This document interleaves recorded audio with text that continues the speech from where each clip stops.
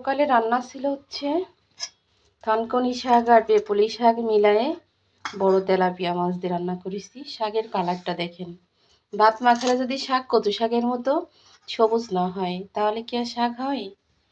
আর এই হচ্ছে ডিম দিয়ে লাউ ভাজি করেছি, জিরা দিয়ে বেশি করে পেঁয়াজ মরিচ দিয়ে ডিম ভেঙে দিয়ে একদম তেল তেল করে লাউ ভাজি করেছি। আসলে লাউ ভাজিটা করলাম আমি আমার এই সাংসারিক জীবনে 2বার করলাম, আগে একবার করলাম আর আজকে একবার। আর এই হচ্ছে শাক রান্না। আচ্ছা, আজকে সকালে দুপুরের রান্না, দুপুরে আবার আছে মানুষ 4জনের জায়গায় 5জন হয়ে গেছে, এই জন্য এখন 3 বেলায় রান্না করতে হয়।